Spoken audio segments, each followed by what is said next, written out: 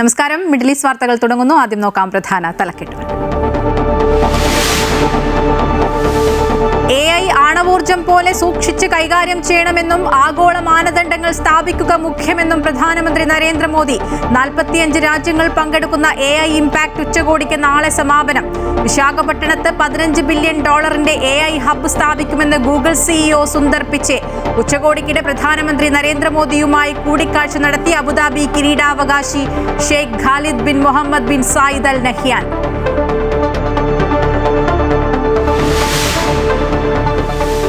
ആദ്യഘട്ട സ്ഥാനാർത്ഥി പ്രഖ്യാപനത്തിനൊരുങ്ങി കോൺഗ്രസ്. മത്സരിക്കാനില്ലെന്ന് മുൻമന്ത്രി കെ ബാബു. പ്രചരണത്തിന്റെ ഭാഗമായി വിദ്യാഭ്യാസ നയം പ്രഖ്യാപിച്ച UDF. തിങ്കളാഴ്ച LDF യോഗത്തിന് ശേഷം സ്ഥാനാർത്ഥി നിർണയ ചർച്ചകൾ പൂർത്തിയാക്കാനൊരുങ്ങി CPM. BJP പട്ടികയ്ക്ക് അന്തിമ രൂപം നൽകാൻ രാജീവ് ചന്ദ്രശേഖർ ഡൽഹിയിൽ. അഖിൽ മാരാർ 2020-ൽ.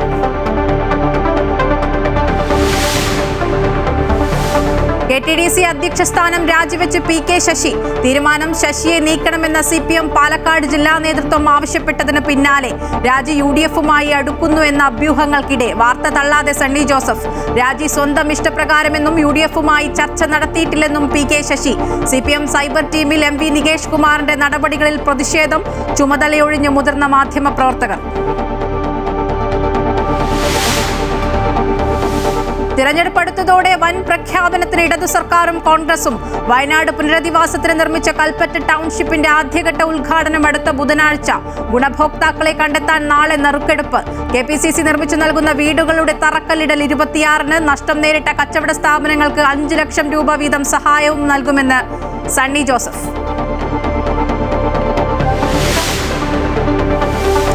ശബരിമല സ്വർണ്ണക്കൊള്ള കേസിൽ അന്തിമ റിപ്പോർട്ട് മാർച്ച് 31-ന് നൽകുമെന്ന് SIT. സാമ്പിളുകളുടെ പരിശോധന ജംഷഡ്പൂരിലെ ലാബിൽ നടത്തും. ശേഖരിച്ചത് 36 സാമ്പിളുകൾ. സൗജന്യമായി പരിശോധന നടത്താമെന്ന് ലാബ് അറിയിച്ചതായും SIT ഹൈക്കോടതിയിൽ. കട്ടിളപ്പാളി കേസിൽ A. പത്മകുമാറിന്റെ ജാമ്യ ഹർജിയിൽ വിധി നാളെ. T20 ലോകകപ്പിൽ ശ്രീലങ്കയ്ക്ക് തോൽവി. സിംബാബ്വേയുടെ ജയം 6 വിക്കറ്റിന്. ഇറ്റലിയെ തകർത്ത് വെസ്റ്റ് ഇൻഡീസ്.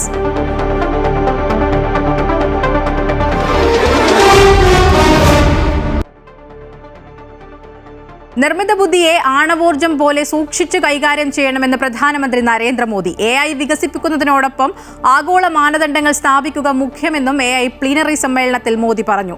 45 രാജ്യങ്ങൾ പങ്കെടുക്കുന്ന AI ഇംപാക്ട് ഉച്ചകോടി നാളെ സമാപിക്കും. ഇന്ത്യയെ ആഗോള AI ഹബ്ബാക്കി മാറ്റുക എന്ന ലക്ഷ്യത്തോടെയാണ് ഉച്ചകോടി സംഘടിപ്പിച്ചത്. ലോകം ഉറ്റുനോക്കുന്ന ഉച്ചകോടിയിൽ ടെക് രാജാക്കന്മാർ ഇന്ത്യയിലേക്കെത്തുമ്പോൾ രാജ്യത്തിന് വൻ നിക്ഷേപ വാഗ്ദാനങ്ങളാണ്.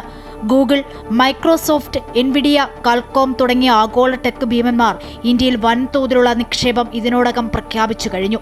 ഇന്ത്യയിൽ ഡാറ്റാ സെന്ററുകളും പുതിയ ആർട്ടിഫിഷ്യൽ ഇന്റലിജൻസ് മോഡലുകളും വികസിപ്പിക്കാനാണ് കമ്പനികളുടെ പദ്ധതി. ഇത് രാജ്യത്തെ സാങ്കേതിക വിദ്യാരംഗത്ത് വലിയ വിപ്ലവത്തിന് കാരണമാകുമെന്നാണ് വിലയിരുത്തപ്പെടുന്നത്. AI വികസിപ്പിക്കുന്നതിനോടൊപ്പം ആഗോള മാനദണ്ഡങ്ങൾ സ്ഥാപിക്കുക എന്നതാണ് പ്രധാനമെന്ന് നരേന്ദ്രമോദി പറഞ്ഞു. മനുഷ്യരും ബുദ്ധിപരമായ സംവിധാനങ്ങളും ഒരുമിച്ച് സൃഷ്ടിക്കുകയും ഒരുമിച്ച് പ്രവർത്തിക്കുകയും ഒരുമിച്ച് പരിണമിക്കുകയും ചെയ്യുന്ന ഒരു യുഗത്തിലേക്ക് നാം പ്രവേശിക്കുകയാണെന്നും പ്രധാനമന്ത്രി വ്യക്തമാക്കി. അതേസമയം നിർമ്മിത ബുദ്ധിയിലൂടെ നിർണായക ചുവട് വെക്കുമ്പോഴും കരുതലുണ്ടാകണമെന്നും പ്രധാനമന്ത്രി ഓർമ്മിപ്പിച്ചു. कि AI जैसी तकनीक तभी दुनिया के लिए लाभकारी होगी जब उसे शेयर किया जाएगा, जब कोड ओपन होंगे और शेयर किए जाएंगे, तभी हमारे मिलियंस ऑफ यंग माइंड्स उन्हें बेहतर और सुरक्षित बना पाएंगे. രാവിലെ 11 മണിയോടെ മറ്റു നേതാക്കൾക്കൊപ്പം പ്രധാനമന്ത്രി ഇന്ത്യ AI ഇംപാക്ട് എക്സ്പോ 2026 വിവിധ രാജ്യങ്ങളുടെ പവലിയനുകളും സന്ദർശിച്ചു.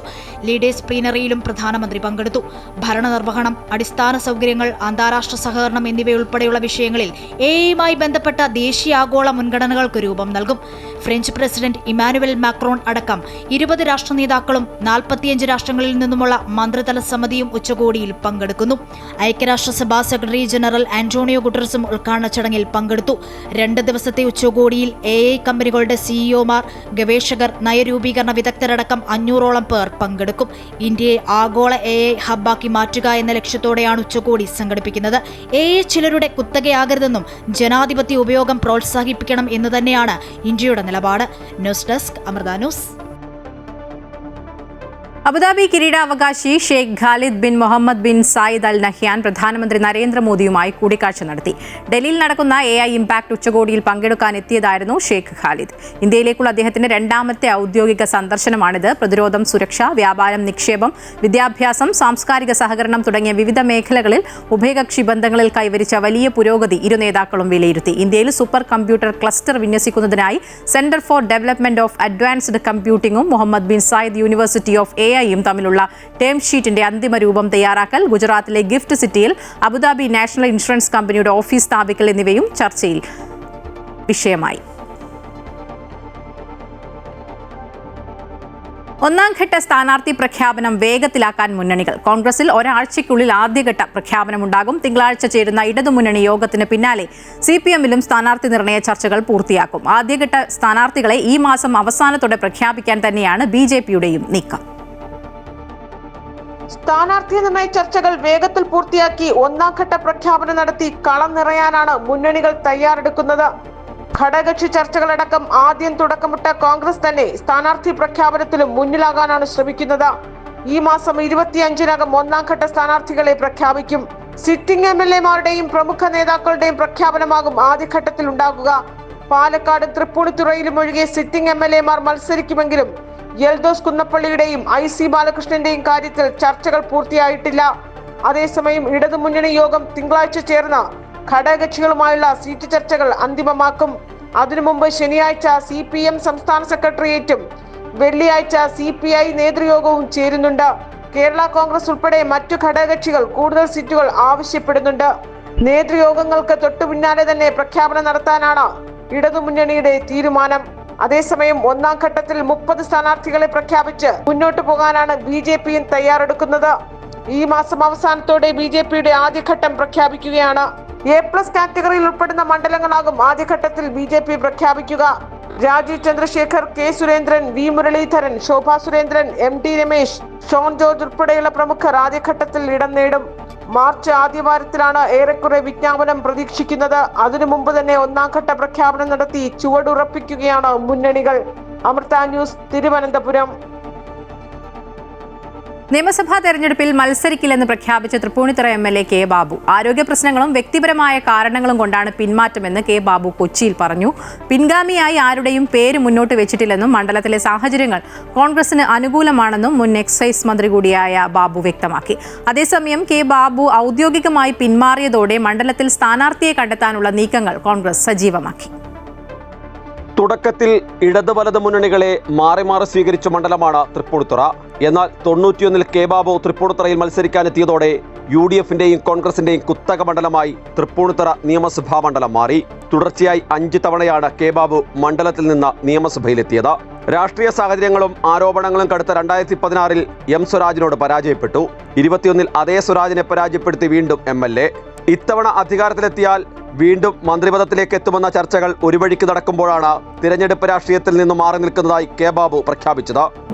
ഞാൻ ഈ നിയമസഭാ തെരഞ്ഞെടുപ്പിൽ മത്സരിക്കില്ല, എനിക്ക് താല്പര്യമില്ല, എൻ്റെ വ്യക്തിപരമായ കാരണങ്ങൾ കൊണ്ട് മത്സരിക്കാൻ താല്പര്യമില്ല എന്ന് പാർട്ടി നേതൃത്വത്തെ അറിയിച്ചിട്ടുണ്ട്.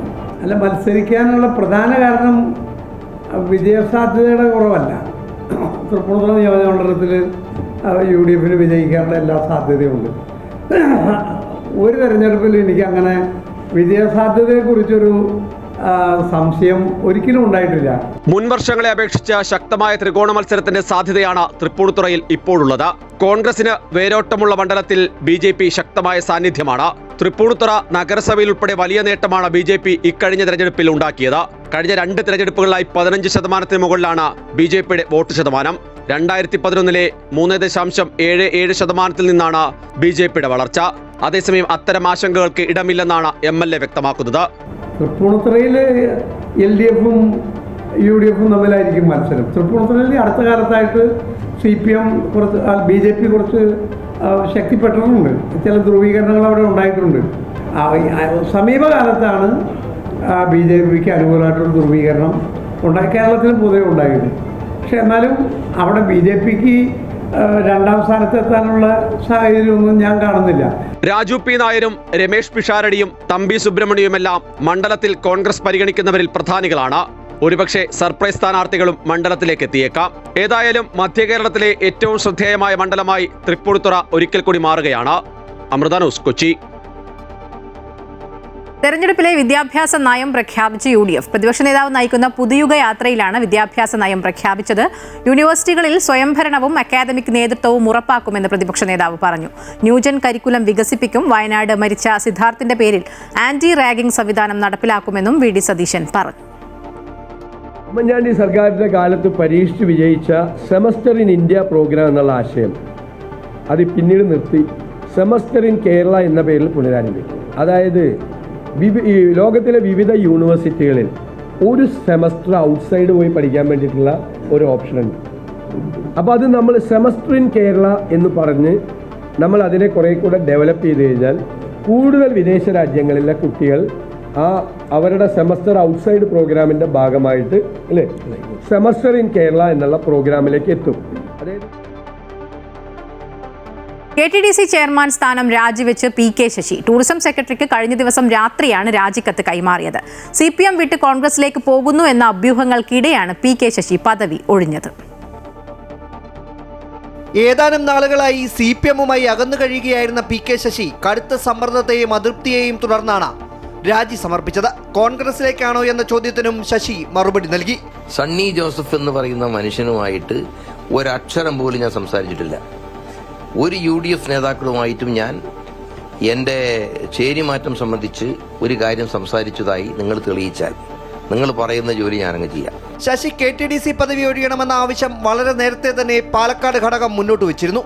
സാമ്പത്തിക ക്രമക്കേടിനെ തുടർന്നാണ് ജില്ലാ കമ്മിറ്റിയിൽ നിന്നും ബ്രാഞ്ച് കമ്മിറ്റിയിലേക്ക് PK ശശിയെ തരം താഴ്ത്തിയത്. പാർട്ടിയിൽ നിന്നും അകന്നു കഴിഞ്ഞ PK ശശി MV ഗോവിന്ദൻ നയിക്കുന്ന LDF ജാഥയിലും പങ്കെടുത്തിരുന്നില്ല. അതേസമയം PK ശശി മാത്രമല്ല പലരും കോൺഗ്രസുമായി ബന്ധപ്പെടുന്നുണ്ടെന്ന് KPCC പ്രസിഡന്റ് സണ്ണി ജോസഫ് പ്രതികരിച്ചു. ശശിയുടെ സ്ഥാനാർത്ഥിത്വത്തെക്കുറിച്ച് ഇപ്പോൾ സംസാരിക്കുന്നില്ലെന്നും CPMനുള്ളിൽ വലിയ ആഭ്യന്തര പ്രശ്നങ്ങളാണ് നടക്കുന്നതെന്നും സണ്ണി ജോസഫ് പറഞ്ഞു. CPMന്റെ അകത്ത് വലിയ ആഭ്യന്തര പ്രശ്നങ്ങൾ നടക്കുന്നുണ്ട്. അവരുടെ ഏകാധിപത്യ പ്രവണത,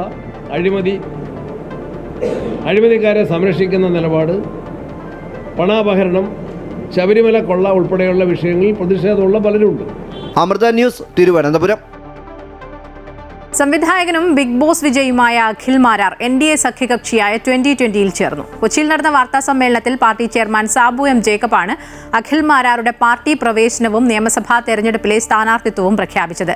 ഭരണം മാറണമെന്ന് ആഗ്രഹിക്കുന്ന ആളെന്ന നിലയിൽ ഏറ്റവും അനുയോജ്യമായ വേദിയാണ് 2020 എന്ന് അഖിൽ മാരാർ പറഞ്ഞു. ബിഗ് ബോസ് താരം അഖിൽ മാരാറിന്റെ 2020 പ്രവേശനം തികച്ചും അപ്രതീക്ഷിതമായിരുന്നു. നിയമസഭാ തെരഞ്ഞെടുപ്പിൽ അഖിൽ NDA സ്ഥാനാർത്ഥിയാകുമെന്ന് party chairman Sabu M Jacob അറിയിച്ചു. ഏതു മണ്ഡലത്തിൽ മത്സരിക്കുമെന്ന കാര്യം മുന്നണി ചർച്ച ചെയ്ത് തീരുമാനിക്കും. താൻ സ്വതന്ത്ര ചിന്താഗതിക്കാരനാണെന്നും കിഴക്കമ്പലം വികസനത്തിന് മാതൃകയാണെന്നും അഖിൽ മാരാർ പറഞ്ഞു. ഞാൻ കുറച്ച് സ്വതന്ത്ര ചിന്താഗതി പിന്തുടരുന്ന ആളാണ്. എപ്പോഴും ഭരണം മാറണമെന്നുള്ള ഒരാഗ്രഹം പങ്കുവയ്ക്കുന്ന, പ്രതിപക്ഷ നിരയ്ക്ക് കരുത്ത് പകരണമെന്ന് ആഗ്രഹിക്കുന്ന ഒരാളായതുകൊണ്ട് തന്നെ പലപ്പോഴായിട്ട് UDFന് വേണ്ടിയിട്ട് പലപ്പോഴായിട്ടും സംസാരിക്കേണ്ട സാഹചര്യം വന്നതും അത്തരം ഒരു പ്രതിപക്ഷ നിരയ്ക്ക് കരുത്ത് പകരുക എന്ന ലക്ഷ്യത്തോടു കൂടിയായിരുന്നു. ഭാവിയിലെ കേരളം എന്താകണമെന്നുള്ളതിൻ്റെ ഒരു മിനിയേച്ചർ വേർഷനാണ് കിഴക്കമ്പലത്ത് 2020 കാണിച്ചത്. രാജ്യത്തിന് അനുകൂല നിലപാട് സ്വീകരിക്കുമ്പോഴാണ് തന്നെ സംഘി എന്ന് വിളിച്ചത്. പഹൽഗാം വിഷയത്തിലടക്കം ശരിയായ നിലപാട് സ്വീകരിക്കുകയാണ് താൻ ചെയ്തിട്ടുള്ളതെന്നും അദ്ദേഹം കൂട്ടിച്ചേർത്തു. ഞാൻ രാജ്യത്തിന് അനുകൂലമായി സംസാരിച്ച സമയത്തൊക്കെ എന്നെ സംഘിയാക്കുകയാണ് ചെയ്തത്. അതായത് ശരികൾ സംസാരിക്കുന്ന സമയത്ത് സംഖ്യയാവുന്ന ഒരു കുഴപ്പമോടുണ്ട്. നമ്മളിപ്പോൾ ഒരു പൊതുവിഷയം വന്നു കഴിഞ്ഞാൽ ആ പൊതുവിഷയത്തിൽ നമ്മളൊരു അഭിപ്രായം പറയുമ്പോൾ ആ ശരി ചില ആൾക്കാർക്ക് ശരിയല്ലാതെ തോന്നിക്കഴിഞ്ഞാൽ എളുപ്പത്തിൽ ചാർത്തപ്പെടുന്ന ഒരു മുദ്രയാണ് സംഖ്യ എന്നുള്ളത്. ഞാൻ സംഖ്യയാണെന്നുള്ള വിളികൾ കേൾക്കേണ്ടി വന്നിട്ടുണ്ട്. പക്ഷേ വിഷയത്തിൻ്റെ മെറിറ്റിലാണ് എല്ലായ്പ്പോഴും സംസാരിച്ചിട്ടുള്ളത്. നാളെയും അങ്ങനെ തന്നെ ആയിരിക്കും സംസാരിക്കും. 2020 NDAയുടെ ഭാഗമായതോടെ കൂടുതൽ പേർ പാർട്ടിയിലേക്ക് വരുന്നുണ്ടെന്ന് സാബു ജേക്കബ് അവകാശപ്പെട്ടു. മുന്നണിയിൽ നിയമസഭാ തെരഞ്ഞെടുപ്പ് ചർച്ചകൾ പുരോഗമിക്കുകയാണ്. അഖിൽ മാരാർ കൊട്ടാരക്കരയിൽ സ്ഥാനാർത്ഥിയായേക്കും. അമൃത ന്യൂസ്, കൊച്ചി. പാലായിൽ കേരള കോൺഗ്രസ് എമ്മിന് വേണ്ടി ആര് മത്സരത്തിന് ഇറങ്ങും എന്നതിൽ ഇനിയും സസ്പെൻസ് അവസാനിക്കുന്നില്ല. ചെയർമാൻ ജോസ് കെ മാണി മത്സരിക്കുമെന്ന് മുൻപ് റോഷി അഗസ്റ്റിൻ പറഞ്ഞതിനെ ജോസ് കെ മാണി തള്ളുകയോ കൊള്ളുകയോ ചെയ്തിട്ടില്ല. പക്ഷേ നിഷ ജോസ് കെ മാണി സ്ഥാനാർത്ഥിയാകുമെന്ന വാർത്തകളെ ജോസ് കെ മാണി തള്ളി. ഇത്തരം പ്രചരണങ്ങൾ ഒരു രോഗമെന്നാണ് ജോസ് കെ മാണി പറയുന്നത്.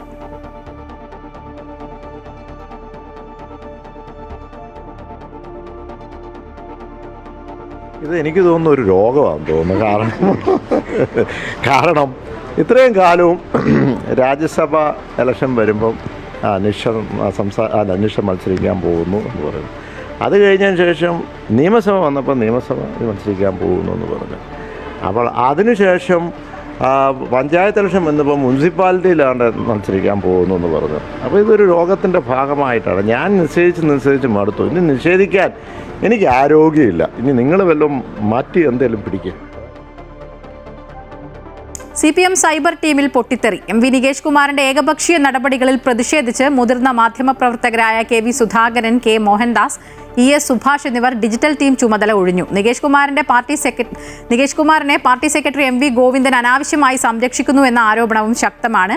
ഡിജിറ്റൽ വിങ്ങിന്റെ സാമൂഹ്യ മാധ്യമങ്ങളിലെ ഇടപെടലുകൾ കാര്യക്ഷമമല്ല എന്ന അഭിപ്രായമാണ് മുഖ്യമന്ത്രിക്കുള്ളത്.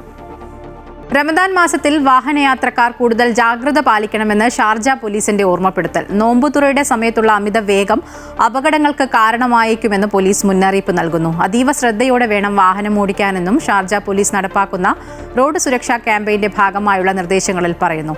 പകൽ സമയം മുഴുവനുള്ള വ്രതത്തിന്റെ ഭാഗമായി ക്ഷീണവും നിർജ്ജലീകരണവും ഉണ്ടാകാൻ സാധ്യതയുണ്ട്. നോമ്പു തുറക്കുന്നതിനായി ലക്ഷ്യസ്ഥാനത്ത് വേഗം എത്താനുള്ള ശ്രമം കൂടിയാകുമ്പോൾ അപകടങ്ങൾക്ക് സാധ്യതയുണ്ട്. ഉത്തരവാദിത്ത ബോധത്തോടെ വാഹനം ഓടിക്കാൻ എല്ലാവരും തയ്യാറാകണമെന്നും അധികൃതർ ഓർമ്മിപ്പിച്ചു. കുവൈറ്റിൽ റെസിഡൻഷ്യൽ, കൊമേഴ്സ്യൽ, ഇൻവെസ്റ്റ്മെന്റ് കെട്ടിടങ്ങളിൽ എലവേറ്ററുകൾ സ്ഥാപിക്കുമ്പോൾ സുരക്ഷാ ആവശ്യകതകളും മാനദണ്ഡങ്ങളും പാലിക്കണമെന്ന് കുവൈറ്റ് അഗ്നിശമന രക്ഷാ സേനാ വിഭാഗം. അഗ്നിശമന സേനാ വിഭാഗത്തിന്റെ അംഗീകാരമുള്ള സ്ഥാപനങ്ങൾ മുഖേന മാത്രമേ കെട്ടിടങ്ങളിൽ ലിഫ്റ്റുകൾ സ്ഥാപിക്കാൻ പാടുള്ളൂ എന്നും അധികൃതർ അറിയിച്ചു. ലിഫ്റ്റുകൾ സ്ഥാപിക്കുമ്പോൾ അംഗീകൃത സാങ്കേതിക സുരക്ഷാ മാനദണ്ഡങ്ങൾ പാലിക്കുന്നുണ്ടെന്ന് ഉറപ്പാക്കാൻ ഇത് സഹായകമാകും. എല്ലാ ലിഫ്റ്റുകളും ആനുകാലിക സുരക്ഷാ പരിശോധനകൾക്ക് വിധേയമാക്കണമെന്നും അധികൃതർ ഓർമ്മിപ്പിച്ചു. കുവൈറ്റിലെ റെസിഡൻഷ്യൽ ഏരിയയിൽ സ്വകാര്യ വീടുകൾ കേന്ദ്രീകരിച്ച് ലൈസൻസ് ഇല്ലാതെ പലചരക്ക് കടകൾ നടത്തിയ 14 പ്രവാസികൾ അറസ്റ്റിൽ. പൊതുജനാരോഗ്യം സംരക്ഷിക്കുന്നതിനും നിയമവിരുദ്ധ പ്രവർത്തനങ്ങൾ തടയുന്നതിനുമായി നടത്തിയ റെയ്ഡിലാണ് തൊഴിൽ താമസ വ്യാപാര നിയമങ്ങൾ ലംഘിച്ച പ്രവാസികൾ പിടിയിലായത്. സ്വകാര്യ വസതികൾ ഉപയോഗിച്ച് ഭക്ഷ്യ ഉൽപ്പന്നങ്ങൾ വിൽക്കുകയും വാണിജ്യ പ്രവർത്തനങ്ങൾ നടത്തുകയും ചെയ്തതായി അധികൃതർക്ക് വിവരം ലഭിച്ചിരുന്നു. ഇതിന് പിന്നാലെയാണ് അറസ്റ്റ്.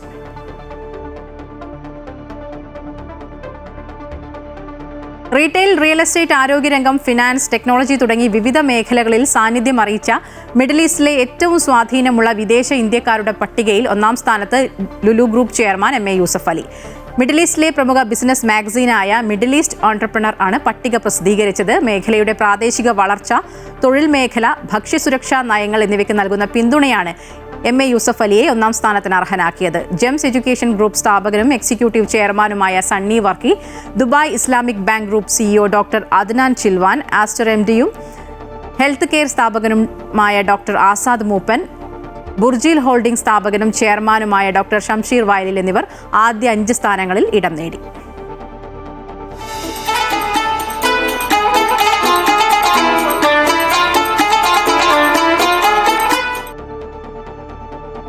പരിശുദ്ധ റമദാനിൽ സൗദിയിലെ ഉപഭോക്താക്കൾക്കായി നെസ്റ്റോ ഹൈപ്പർ മാർക്കറ്റ് റമദാൻ ഇനാം എന്ന പേരിൽ പദ്ധതിക്ക് തുടക്കം കുറിച്ചു. വ്രതനാളുകളിൽ ഓരോ ദിവസവും ആവശ്യമുള്ള അവശ്യവസ്തുക്കൾ വിലക്കുറവിൽ വാങ്ങാമെന്ന് മാനേജ്മെന്റ് അറിയിച്ചു. തങ്ങളെ എന്നും സപ്പോർട്ട് ചെയ്യുന്ന ഉപഭോക്താക്കളെ പരിശുദ്ധ റംദാനിൽ ഏറ്റവും മികച്ച രീതിയിൽ പരിപാലിക്കുക എന്ന ഉദ്ദേശത്തോടു കൂടിയാണ് റംദാൻ ഇനാം ഒരുക്കിയിരിക്കുന്നതെന്നും റംദാനിൽ ഓരോ ദിവസം ആവശ്യമുള്ള സാധനങ്ങൾക്ക് 50% വിലക്കുറവിൽ ലഭ്യമാക്കുന്നു എന്നത് ഇതിന്റെ പ്രത്യേകതയാണെന്നും നെസ്റ്റോ മാനേജ്മെന്റ് വാർത്താ സമ്മേളനത്തിൽ പറഞ്ഞു. പുണ്യ റമദാന്റെ ഭാഗമായിട്ട് നമ്മുടെ കൂടെ നിൽക്കുന്ന കസ്റ്റമേഴ്സിന് വേണ്ടി സ്പെഷ്യലി റെഗുലർ പ്രൊമോഷൻസ് കൂടാതെ സ്പെഷ്യലി കസ്റ്റമേഴ്സിന് ഡെയിലി എസെൻഷ്യൽസിൽ ഡെയിലി പ്രൊമോഷൻ എന്നുള്ള ഭാഗമായിട്ടാണ് നമ്മൾ റമദാൻ ഇനാം എന്നുള്ള കൺസെപ്റ്റായിട്ട് വന്നിരിക്കുന്നത്. ഇനാം എന്ന് പറയുമ്പോൾ തീർച്ചയായിട്ടും നെസ്റ്റോയിൽ വരുന്ന ഒരു എക്സ്ക്ലൂസീവ് പ്രൊമോഷനാണ് റമദാൻ ഇനാം. പരിശുദ്ധ റമദാനിൽ മാത്രം നമ്മൾ ഡിസൈൻ ചെയ്തിരിക്കുന്ന ഒരു സ്പെഷ്യൽ പ്രൊമോഷനാണ്. എവ്രി ഡേ നമ്മുടെ കസ്റ്റമേഴ്സിന് വേണ്ട എസെൻഷ്യൽ നീഡ്സ് ആയിട്ടുള്ള പ്രോഡക്ട്സിൻ്റെ ഒരു സ്പെഷ്യൽ പ്രൈസിങ്ങിലൂടെ ഏറ്റവും ബെസ്റ്റ് പ്രൈസിങ്ങിൽ, അഫോർഡബിൾ പ്രൈസ്, ഹാൻഡി പ്രൈസ് ടാഗിൽ അത് പ്രൊവൈഡ് ചെയ്യുക എന്നുള്ള ഒരു ഉദ്ദേശത്തോടു കൂടിയാണ് ഈ ഒരു സ്പെഷ്യൽ പ്രൊമോഷൻ ഡിസൈൻ ചെയ്തിരിക്കുന്നത്. It's called Ramadan Inam. റംദാൻ 1 മുതൽ 30 വരെ നീണ്ടു നിൽക്കുന്ന റംദാൻ ഇനാമിൽ ഒരുവിധം എല്ലാ കാറ്റഗറിയിൽ നിന്നും നല്ല വിലക്കുറവുണ്ടായിരിക്കും. 50 റിയാൽ മുതൽ 500 റിയാൽ വരെയുള്ള ഗിഫ്റ്റ് കാർഡുകൾ റംദാൻ മാസത്തിൽ ഏതൊരാൾക്കും നൽകാൻ പറ്റുന്ന ഏറ്റവും മികച്ച സമ്മാനമായിരിക്കും. Have an exclusive Ramadan gift card. Ramadan gift card നിങ്ങൾ നെസ്റ്റോയുടെ ഏത് സ്റ്റോർ പോയി കഴിഞ്ഞാലും നിങ്ങൾക്ക് ഇഫ് സപ്പോസ് എനിക്ക് എൻ്റെ ഒരു ബ്രദറിന് റമദാൻ മാസത്തിൽ നല്ല രീതിയിൽ ഒരു സപ്പോർട്ട് ചെയ്യണം എന്നുള്ള തോട്ട്, ഏറ്റവും കൂടുതൽ ആളുകൾ അന്യോന്യം സപ്പോർട്ട് ചെയ്യുന്ന ഒരു മാസം കൂടിയാണ് റമദാൻ. അപ്പോൾ ആ മാസത്തിൽ നമുക്ക് ഒരാൾക്ക് കൊടുക്കാൻ പറ്റുന്ന ഏറ്റവും ബെസ്റ്റ് ഗിഫ്റ്റ് ഉണ്ട്. കൂടാതെ ഇഫ്താർ കോംബോ, റംദാൻ കോംബോ തുടങ്ങി ഒട്ടനവധി പ്രൊമോഷനുകളും നെസ്റ്റോ ഹൈപ്പർ മാർക്കറ്റിൽ ഉണ്ടായിരിക്കും. നെസ്റ്റോ മാനേജ്മെന്റ് പ്രതിനിധികളായ chief procurement head Abdul Nasser, chief marketing head Fahad Miyon, category head Riyas Kavungal, category head Rajkumar എന്നിവർ വാർത്താ സമ്മേളനത്തിൽ പങ്കെടുത്തു.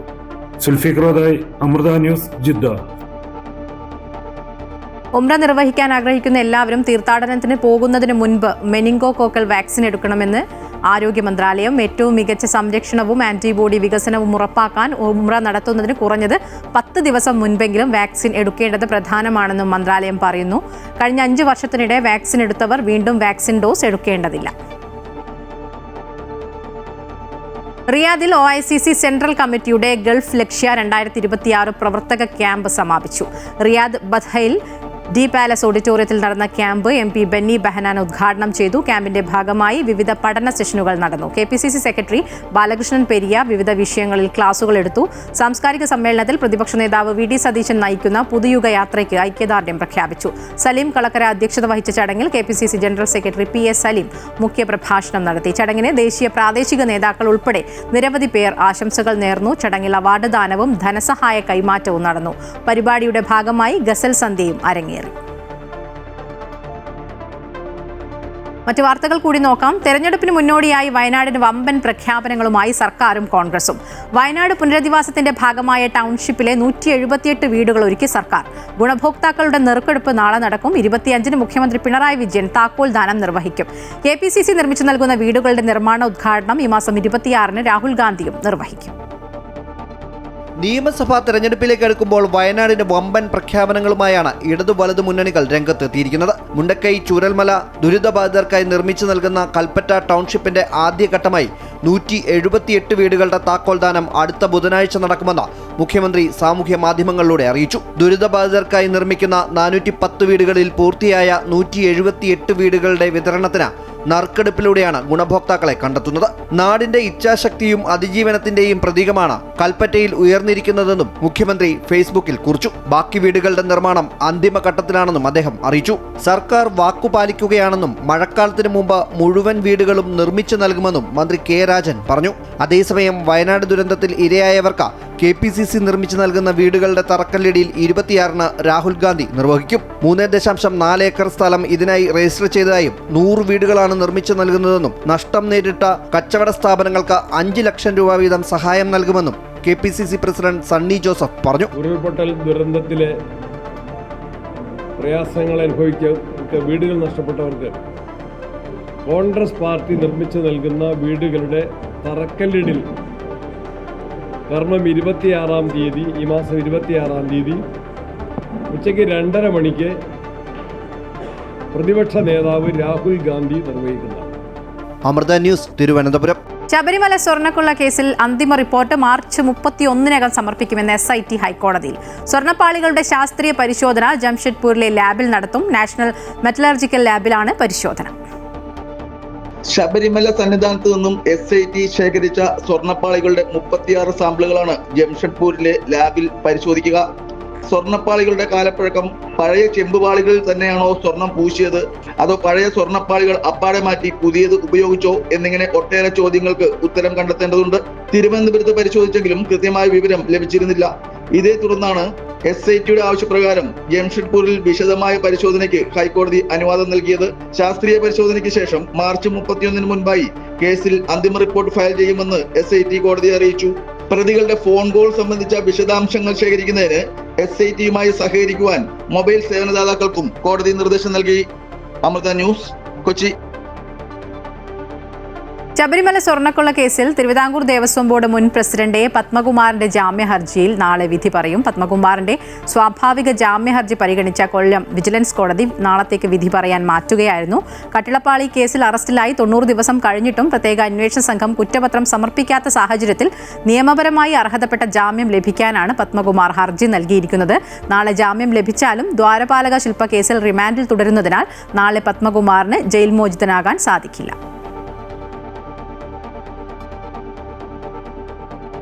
ശബരിമല സ്വർണ്ണക്കൊള്ള കേസിൽ തന്ത്രി കണ്ഠരര് രാജീവരെ ED ഉടൻ ചോദ്യം ചെയ്യും.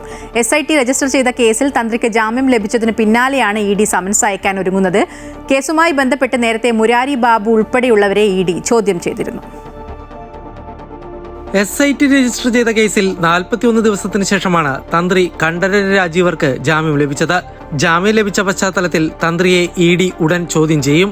സ്വർണ്ണക്കൊള്ളയിൽ തന്ത്രിക്ക് നേരിട്ട് പങ്കുണ്ടോ എന്ന് ED പരിശോധിച്ചു വരികയാണ്. നേരത്തെ മുൻ അഡ്മിനിസ്ട്രേറ്റീവ് ഓഫീസർമാരായ മുരാരി ബാബു, S ശ്രീകുമാർ അടക്കമുള്ള പ്രതികളെ ED ചോദ്യം ചെയ്തിരുന്നു. കൂടാതെ SIT ചോദ്യം ചെയ്ത് വിട്ടയച്ച നടൻ ജയറാമിനെയും ED ചോദ്യം ചെയ്തു. ഇവരിൽ നിന്നെല്ലാം തന്ത്രിയെ സംബന്ധിച്ചുള്ള വിവരങ്ങൾ ED ശേഖരിച്ചിട്ടുണ്ട്. SIT നൽകിയ റിപ്പോർട്ടും കൂടി പരിഗണിച്ചാകും EDയുടെ ചോദ്യം ചെയ്യൽ. തന്ത്രിയുടെ അറിവോടെയാണ് ശബരിമലയിലെ സ്വർണ്ണക്കൊള്ള നടന്നിട്ടുള്ളതെന്നാണ് SIT റിപ്പോർട്ടിൽ പറയുന്നത്. തന്ത്രി അനുമതി നൽകിയതാണ് സ്വർണം അപഹരിക്കാൻ അവസരമൊരുക്കിയതെന്നും റിപ്പോർട്ടിൽ പറയുന്നുണ്ട്. എന്നാൽ തന്ത്രിക്ക് ആചാരപരമായ കാര്യങ്ങളിൽ മാത്രമാണ് ഉത്തരവാദിത്തമുള്ളതെന്ന തന്ത്രിയുടെ വാദങ്ങളും ED പരിശോധിക്കും. അമൃത ന്യൂസ്, കൊച്ചി.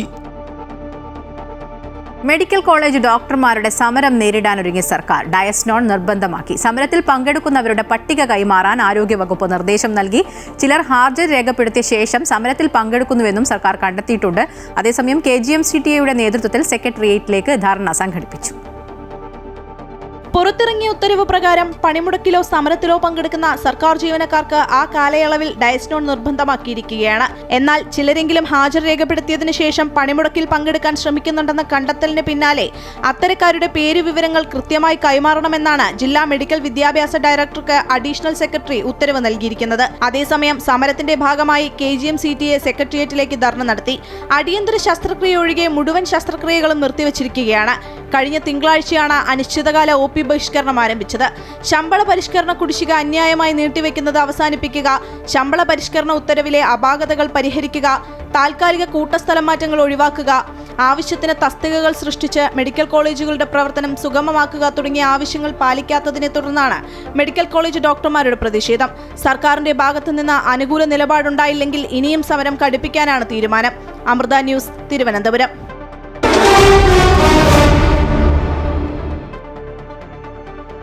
T20 ലോകകപ്പിൽ ശ്രീലങ്കയെയും അട്ടിമറിച്ച് സിംബാബ്വെ ഗ്രൂപ്പ് ചാമ്പ്യന്മാരായി. 6 വിക്കറ്റിനായിരുന്നു സിംബാബ്വെയുടെ ജയം. ടോസ് നേടി ബാറ്റിംഗ് തെരഞ്ഞെടുത്ത ശ്രീലങ്ക 7 വിക്കറ്റ് നഷ്ടത്തിൽ 178 റൺസ് എടുത്തു. 41 പന്തിൽ 62 റൺസ് എടുത്ത പതും നിസിംഗയാണ് ലങ്കയെ മികച്ച സ്കോറിലേക്ക് എത്തിച്ചത്. മറുപടി ബാറ്റിംഗിൽ 19.3 ഓവറിൽ സിംബാബ്വെ ലക്ഷ്യം മറികടന്നു. 48 പന്തിൽ പുറത്താവാതെ 63 റൺസ് എടുത്ത ബ്രയാൻ ബെന്നറ്റാണ് സിംബാബ്വെയുടെ ടോപ്പ് സ്കോറർ. മറ്റൊരു മത്സരത്തിൽ വെസ്റ്റ് ഇൻഡീസ് ഇറ്റലിയെ 42 റൺസിന് പരാജയപ്പെടുത്തി. ഇതോടെ മിഡിൽ ഈസ്റ്റ് വാർത്തകൾ പൂർണ്ണമാവുകയാണ്. കൂടുതൽ വാർത്തകൾക്കായി അമൃത ന്യൂസ് യൂട്യൂബ് ചാനൽ സന്ദർശിക്കുക.